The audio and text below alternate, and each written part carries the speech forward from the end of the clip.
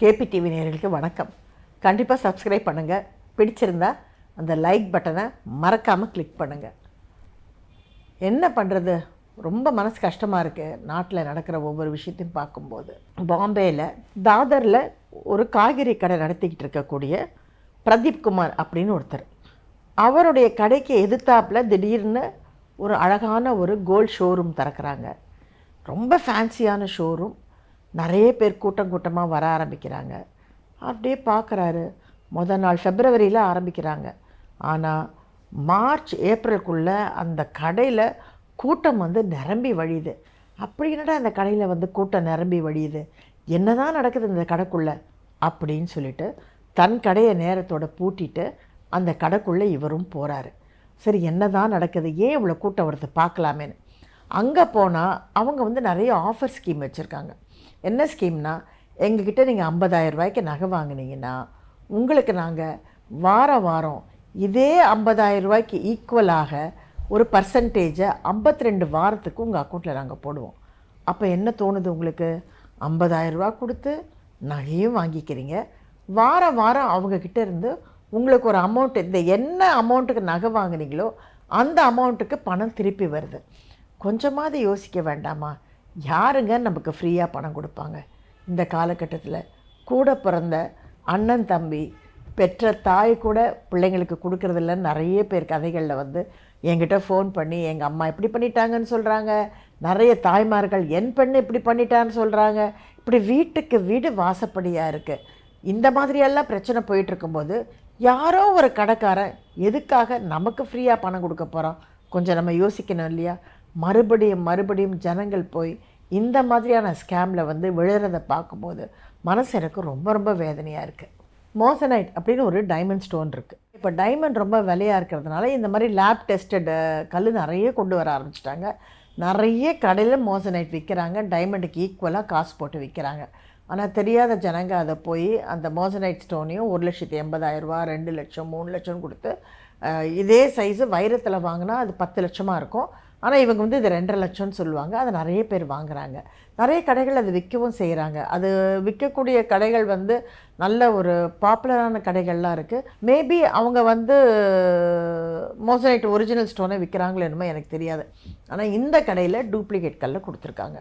So இந்த moissanite சம்மந்தப்பட்ட வைர நெக்லஸ், வைர வளையல் இதெல்லாம் வாங்குறவங்க, உதாரணத்துக்கு யாராவது 85 லட்சத்துக்கு வாங்கினாங்கன்னா அவங்களுக்கு 85 லட்சமும் கொஞ்சம் கொஞ்சமாக இவங்க திருப்பி கொடுத்துட்றாங்க ஒரு வருஷத்துக்குள்ளே.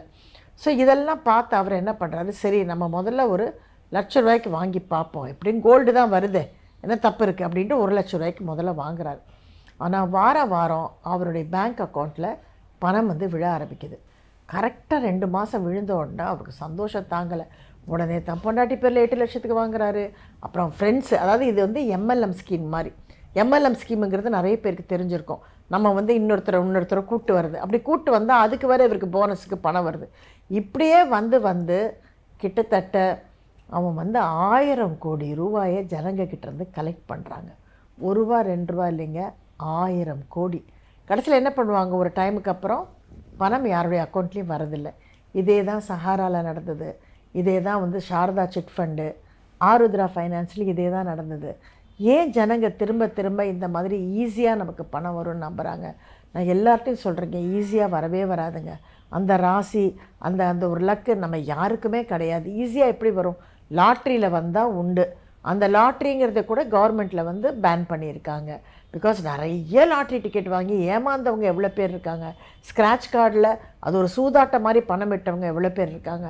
ரம்மியில் பணம் விட்டவங்க எவ்வளோ பேர் இருக்காங்க. கோடி கணக்கில் இன்றைக்கி ஜனங்க பணத்தை இழந்துக்கிட்டே இருக்காங்க. தயவுசெய்து இருக்கக்கூடிய அந்த கொஞ்சம் சொற்ப பணத்தை டைட்டாக பிடிச்சிக்கோங்க. அண்ட் கண்டிப்பாக நமக்கு வாழ்க்கையில் ஃப்ரீயாக யாருமே பணம் கொடுக்க போகிறதில்ல. ஏஆர்கே மித்ராலயாவுக்கு நிறைய ஃபோன் வருதுப்பா, நிறைய என்கொயரி பண்ணுறீங்க. அண்டு நிறைய பேர் நேர்லேயும் பார்த்துட்டு போயிட்டுருக்கீங்க. ரொம்ப ரொம்ப thanks. And thanks for all the support and blessings. அந்த இடத்துலையே திவ்யா, அனிதா 2 பேர் இருக்காங்க. நீங்கள் இந்த நம்பரில் காண்டாக்ட் பண்ணுங்கள். நான் நிறைய பேர் டேரெக்டாக என்னையும் காண்டாக்ட் பண்ணிகிட்டு இருக்கீங்க. பட் நீங்கள் அவங்கக்கிட்ட காண்டாக்ட் பண்ணிங்கன்னா அவங்க உங்களுக்கு டீட்டெயிலாக என்னென்ன ஃபெசிலிட்டிஸு, இன்னும் என்னென்ன மாதிரி உங்களுக்கு தேவை, உங்கள் டவுட்ஸ்லாம் நீங்கள் அவங்கக்கிட்டேயே கேட்டு நீங்கள் கிளாரிஃபை பண்ணிக்கலாம். இன்றைக்கி நம்ம கஷ்டப்பட்டு உழைச்ச காசை கொடுக்கறதுக்கு அவ்வளோ கஷ்டப்படுறாங்க, அவ்வளோ நம்மளை அலைய விடுறாங்க. எனக்கெலாம் வர வேண்டிய பணம் எவ்வளோ இடத்துல இருக்குது. ஸோ அலன்னு அலைஞ்சால் கூட நமக்கு அந்த பணம் கிடைக்க மாட்டேங்குது. அப்படி இருக்கக்கூடிய இந்த காலகட்டத்தில் நம்ம போய் ஒரு கடையில் நம்ம ஒரு நகை வாங்கினா மாதம் இல்லை வாரம் அவன் எதுக்குங்க நம்ம அக்கௌண்ட்டில் பணம் போட போகிறான்? அப்போ அதில் ஒரு கேட்ச் இருக்குதுன்னு நம்ம யோசிக்க வேண்டாமா?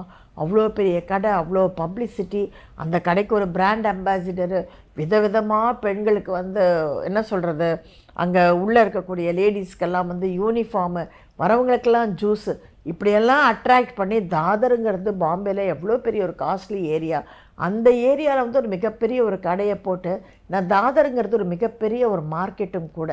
அந்த இடத்துல எப்படின்னா நம்ம பாண்டி பசார் மாதிரி. ஸோ அதில் எல்லாருமே கடை வச்சவங்க எல்லாருமே சின்ன சின்ன கடையாக இருக்கும், ஆனால் அவங்க லட்சக்கணக்கில் வியாபாரம் பண்ணிகிட்ருப்பாங்க. எவ்வளோ அழகாக யோசித்து தாதரில் கடையை போட்டு எல்லாரையுமே திவாலாக்கி இன்றைக்கி கிட்டத்தட்ட இது வரைக்குமே என்ன சொல்கிறாங்கன்னா ஒரு 500 பேர் ஏதோ கம்ப்ளைண்ட் பண்ணியிருக்கிறதா போலீஸ் ஆஃபீஸர் சொல்கிறாரு. ஆனால் நியூஸ் பேப்பரில் என்ன போட்டிருக்காங்கன்னா 1,25,00,000 பேர் இதில் இன்வெஸ்ட் பண்ணியிருக்காங்களாம். அவ்வளோ பேருமே ஏமாந்துருக்காங்கன்னு சொல்கிறாங்க. உண்மையிலேயே தங்கம் கூட ஒரிஜினல் தங்கமாக இல்லையான்னு இப்போ போய் பார்த்தா தான் தெரியும். இது ரொம்ப நாளைக்கு முன்னாடி எங்கள் அம்மா ஒரு கடையில், எங்கள் அம்மா உயிரோடு இருந்தப்போ வாங்கினாங்க. ஏதோ கோல்டு ஜுவல்லரி வாங்கினா அது என்னன்னு எனக்கு சரியாக ஞாபகமே இல்லை, எனக்கு ஞாபகம் மறந்து போச்சு. ஆனால் அந்த கடையில் சிட்டெல்லாம் கட்டிகிட்டு இருந்தாங்க. பனங்கல் பார்க்கில் மிகப்பெரிய கடை அது. அந்த கோல்டு கடையை க்ளோஸ் பண்ணிட்டாங்க. அதுக்கப்புறமா அந்த நகையை ஒரு பிரச்சனைன்னு வந்தபோது அந்த நகையை விற்கலான்னு வேறு கடைக்கு எடுத்துகிட்டு போன போது அவங்க சொன்னாங்க இது வெறும் 12 கேரட் கோல்டு தான், 22 கேரட் கோல்டு கிடையாது. 12 கேரட் கோல்டில் உங்களுக்கு அந்த 22 கேரட் கோல்டோடைய அந்த என்ன சொல்லுவாங்க மெருகு ஏற்றி கொடுத்துருக்காங்கன்னு. அந்த மாதிரி இவங்க கொடுத்த காசு கூட 12 கேரட் கோல்டாக இருந்திருக்கலாம், இல்லை 8 கேரட் கோல்டாக இருக்கலாம். இப்போ எல்லாமே நிறைய கேரட்டில் வித்தியாசம் இருக்குது. 22 கேரட்டுக்கு மட்டும்தான் அந்த உண்மையான தங்கத்துக்கான அந்த ஒரு என்ன சொல்கிறது ஒரு வேல்யூ இருக்குது. 24 கேரட்டுக்கு இருக்குது. ஆனால் 22லேருந்து குறைஞ்சி அது 18, 16, 14, 12, 8ன்னு வரும்போது அது வேல்யூ குறைஞ்சிக்கிட்டே வரும். அதோடைய காசு நம்ம கொடுத்து வாங்கின காசுலேருந்து ரொம்ப ரொம்ப கம்மியாக இருக்கும். So we have to be very very careful. And இந்த மாதிரி ஸ்கேம்ஸ் நிறைய வருதுங்க. இந்த MLM ஸ்கேம் வந்தாலே தயவு செய்து நம்பாதீங்க. அதே மாதிரி ஃபோன் பார்த்துட்டே இருக்கும்போது நிறைய பாப்அப்ஸ் வருது. ஈஸியாக சம்பாதிக்கலாம், இப்படி சம்பாதிக்கலாம், 5000 கொடுத்தா மாதம் 50,000 சம்பாதிக்கலாம். தயவுசெய்து இதெல்லாம் நம்பாதீங்க. ஆக்சுவலாக பார்த்திங்கன்னா இந்த கடையில் அக்கௌண்டண்ட்டாக இருந்தவர் ஜனங்க இந்த மாதிரி ஏமாறுறாங்களேன்னு சொல்லி மனசு கேட்காம போய் போலீஸ் ஸ்டேஷனில் கம்ப்ளைண்ட் பண்ணியிருக்காரு. சார் இந்த மாதிரி எங்கள் கடையில் நிறைய இந்த மாதிரி கோல்மால் நடக்குது, கொஞ்சம் நீங்கள் இது என்னென்ன ஆக்ஷன் பாருங்கள், ஜனங்க பயங்கரமாக ஏமாறுறாங்கன்னு. போலீஸ் கண்டுக்கவே இல்லையா. போலீஸ் அதெல்லாம் ஓகே யாராவது கம்ப்ளைண்ட்டு ப்ராப்பராக கொடுக்கட்டும், நீ கம்ப்ளைண்ட் கொடுக்குறியா, நீ எஃப்ஐஆர் போடுறியான்னு. அவன் கடையில் வேலை பார்த்துட்ருக்கான், அவன் எப்படி எஃப்ஐஆர் போடுவான்? அவன் நியூஸ் தான் சொல்லுவான், போலீஸ் அதை கேட்டுக்கல. அதுக்கப்புறமா அந்த பையனுக்கு மனசு கேட்காம அவன் எக்கனாமிக் அஃபேர்ஸ்க்கு லெட்டர் எழுதியிருக்கான், இந்த மாதிரி இந்த கடையில் இதெல்லாம் நடக்குதுன்னு. அதுக்கப்புறமா எக்கனாமிக் அஃபேர்ஸ் இதில் உள்ள அவங்க விசாரிக்கும் போது தான் இவங்களுடைய குட்டு எல்லாமே வெளிப்படுது. மொத்தத்தில் ஏகப்பட்ட ஜனங்க ஏமாந்து போயிருக்காங்க. ஒருத்தர் 2 பேரில் 1,25,00,000 பேர்னு அதில் சொல்கிறாங்க. கேட்கவே மனசு கஷ்டமாக இருக்குது. எவ்வளோ கஷ்டப்பட்டு ஒவ்வொருத்தரும் பணம் சேர்த்து அவங்க பெண்ணுக்கு கல்யாணத்துக்கும் படிப்புக்கும் இல்லை முதியோர் ஆன காலத்தில் அவங்களுக்கு ஒரு பென்ஷனையும் வச்சுக்கிட்டு வீட்டெல்லாம் அடமானம் வச்சு கொடுத்துருக்காங்க. MSMEலாம் லோன் போட்டு அங்கே கொடுத்துருக்காங்க, பர்சனல் லோன் எடுத்து கொடுத்துருக்காங்க, கிரெடிட் கார்டில் ஸ்வைப் பண்ணி கொடுத்துருக்காங்க. அந்த ஒவ்வொருத்தரும் அங்கே அழுதுகிட்டு சொல்கிறத பார்த்தா எனக்கு மனசு ரொம்ப கஷ்டமாக இருக்குது. ப்ளீஸ் தயவுசெய்து திரும்ப சொல்கிறேன், பணம் கண்டிப்பாக வேணும், ஆனால் அது நம்ம உழைச்சாதான் கிடைக்கும். அதுக்கு நீங்கள் சின்னதாக என்னென்ன வேலை பண்ண முடியும்னு பாருங்கள். அதில் நிறைய இன்றைக்கி ஒரு பொண்ணு ரீசெண்டாக நான் யூடியூப்பில் பார்த்துட்டு இருந்தேன். கண்டெய்னர் குட்டி கண்டெய்னர் பண்ணுறாங்க அந்த அம்மா. அதில் அவங்க 3 கோடி ரூபா டேர்ன் ஓவர் பண்ணுறாங்களாம். எனக்கு ரொம்ப பெருமையாக இருந்தது அதை பார்க்கும்போது. ஒரு இண்டிவிஜுவல் ஒரு லேடி அவங்க சொல்கிறாங்க, என்னை எவ்வளோ பேர் கிண்டல் பண்ணாங்க, நான் கருப்பு, நான் குண்டுன்னு. நான் அதையெல்லாம் சட்டையே பண்ணலை, நீ என்ன தானே குறை சொல்ல முடியும், நீ என்னுடைய கலர் தானே நீ சொல்ல முடியும், நான் இன்றைக்கி சாதிச்சு காமிக்கிறேன்னு சொல்லி அவங்கள கொலை பண்ணுறதுக்கெலாம் மிரட்டினாங்களாம். அதை பற்றிலாம் கூட அவங்க பயப்படாமல் இன்றைக்கி அவங்க கண்டெய்னர் ஹோம், அதாவது நமக்கு ஒரு சின்ன இடம் தான் இருக்குது, 4 கிரவுண்டு தான் இருக்குது, ஆனால் எனக்கு ஒரு வீடு வேணும், கட்ட காசு இல்லைன்னா 1,00,000 ரூபாயோ 1,50,000 ரூபாயோ இந்த கண்டெய்னரை வாங்கி நம்ம உள்ளே வச்சுக்கலாம். அது நமக்கு ஒரு சேஃபான ஒரு வீடு ஆகிடுது, நம்ம பூட்டிட்டு நம்ம வெளியில் போகலாம். ஸோ ரொம்ப அழகாக பண்ணுறாங்க. இதை பார்த்து நான் ரொம்ப ஆச்சரியப்பட்டேன். எனக்கு அவங்க கான்டாக்ட் தெரியல. கண்டிப்பாக அந்த மாதிரி நல்ல சுயமாக வந்து வாழ்க்கையில் முன்னுக்கு வரவங்களை வந்து இன்டர்வியூ பண்ணணும் எனக்கு ரொம்ப ஆசை. Because something different, something very new இன்றைக்கி நமக்கு ரொம்ப தேவையாக இருக்குது. இன்றைக்கி நாட்டில் வந்து நம்ம கட்டணும்னு போனோன்னா பர்மிஷன் வாங்குறதும் சரி, அதுக்கப்புறம் வந்து நமக்கு சுவேஜ் கனெக்ஷனு, இபி கனெக்ஷன், ஒவ்வொன்றுத்துக்கும் நம்ம ரொம்ப கஷ்டப்பட வேண்டியது இருக்குது. இது கண்டெய்னரில் எல்லாமே பேட்ரி ஆப்ரேட்டடாக அவங்க செட் பண்ணி கொண்டு வந்து கொடுத்துட்றாங்கன்னும் போது ஒரு குட்டி ஃபேமிலிக்கு, ஒரு புருஷன் பொண்டாட்டிக்கு அது ஒன்று போதுமே. கொஞ்சம் நாளைக்கு நீ நல்ல தலையை தூக்கிட்டு அப்புறம் ஒழுங்காக கட்டிக்க வேண்டியது தானே. ஸோ இந்த மாதிரி வாழ்க்கையில் சுயமாக நீங்கள் என்ன பண்ண முடியும்? நான் வந்து மாவு மிஷின் வாங்கி நான் மாவு அரைச்சி சின்ன சின்னதாக தோசை போட்டேன். ஏன்னா இன்றைக்கி ஆக்சுவலாக பாருங்கள், தோசைன்னு ஒருத்தர் சின்னதாக ஆரம்பித்தார், ஓஹோன்னு வந்துட்டார். இன்றைக்கி 4000 கோடி ரூபாய்க்கு வந்து அவர் அதிபதி. ஆனால் அதுக்கு முன்னாடி அவர் ஆரம்பித்தது சின்னதாக தான் ஆரம்பித்தார். இப்படி பல விஷயங்கள் நீங்கள் வந்து ஸ்டார்ட் அப் பண்ணி நல்ல வாழ்க்கையில் முன்னுக்கு வரலாம். இந்த மாதிரி ஏமாறாதீங்கப்பா. சரி, வேறு என்ன சொல்கிறது? Love you all. Take care. see you in another episode. For more such exclusive contents, do subscribe this channel and click the bell icon.